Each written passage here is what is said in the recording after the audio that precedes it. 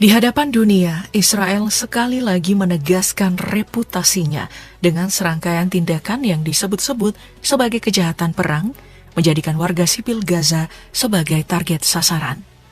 Peristiwa terbaru terjadi ketika peluru dilepaskan ke arah penduduk yang tengah mengantri bantuan kemanusiaan.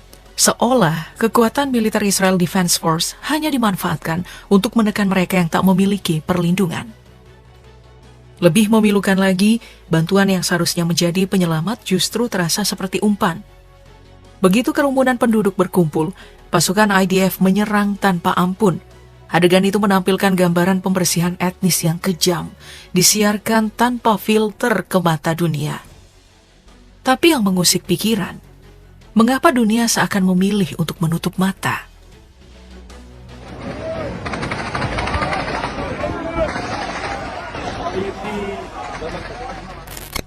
Aksi genosida yang terjadi di Gaza jelas bukan hal baru bagi pasukan IDF.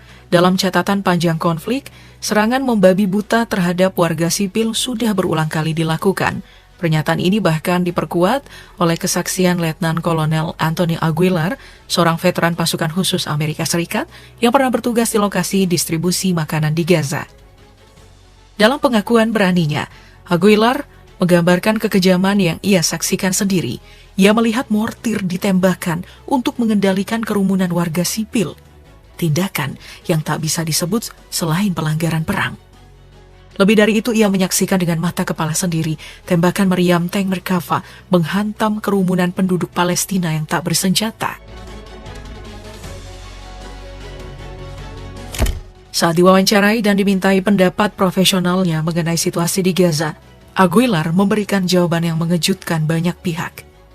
Dengan nada diplomatis, ia menggambarkan pasukan IDF sebagai unit yang amatir, kurang pengalaman, tak terlatih, dan bahkan tampak kebingungan menjalankan operasi sebesar itu di Gaza. Namun di balik kata-kata yang disaring, Aguilar akhirnya berbicara belak-belakan. Ia menegaskan bahwa pasukan IDF tak lain adalah pelaku kriminal. Selama bertahun-tahun bertugas, katanya, belum pernah ia melihat tingkat kebrutalan dan kekerasan membabi buta terhadap warga sipil tak bersenjata seperti yang ia saksikan di Gaza. Tidak di Irak, tidak di Afghanistan, tidak dimanapun, hanya di Gaza. Aguilar pun menutup kesaksiannya dengan pernyataan keras, apa yang dilakukan Israel di Gaza adalah kejahatan perang. Ia menyebut penggunaan meriam tank, artileri hingga mortir terhadap penduduk sipil sebagai bukti nyata. Namun tragisnya, meskipun bukti-bukti itu melimpah, Israel tetap melanjutkan serangannya.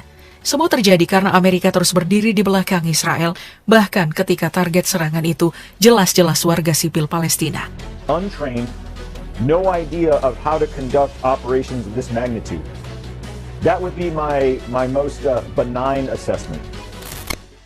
Forensic Architecture, lembaga riset berbasis di Goldsmiths University of London, mengungkap temuan yang sejalan dengan kesaksian mantan pasukan khusus Amerika Serikat tadi. Menggunakan pendekatan analisis spasial dan arsitektur untuk menginvestigasi pelanggaran HAM dan tindak kekerasan. Mereka mendapati sedikitnya 80 serangan terpisah oleh Israel terhadap jalur bantuan di Gaza sejak Januari lalu.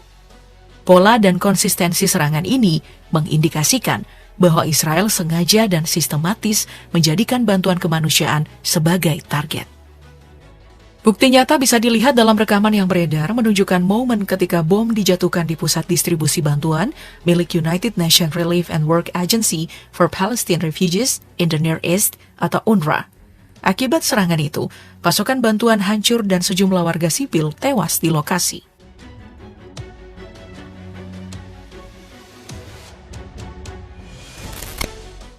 Kekerasan Israel jelas tidak berhenti sampai di sana. Bahkan ketika Israel dan Hamas tengah duduk di meja perundingan membahas gencatan senjata yang dimediasi Qatar, Mesir, dan Amerika Serikat di Doha, serangan udara brutal masih terus menghantam Gaza. Tindakan ini membuat proses gencatan senjata nyaris tak punya harapan, sebab korban terus berjatuhan di tengah pembicaraan damai. Contoh paling jelas terlihat di Al-Mawasi, Barat Khan Yunis, beberapa waktu lalu. Israel menggempur area itu dengan serangan udara, menghantam tenda dan rumah yang menampung keluarga-keluarga pengungsi, menewaskan sedikitnya 11 orang. Ironisnya, IDF sebelumnya menyebut Al-Mawasi sebagai zona aman. Namun kenyataan di lapangan berkata lain, bom tetap dijatuhkan. Semua ini menegaskan sekali lagi, warga sipil Palestina memang sengaja dijadikan sasaran.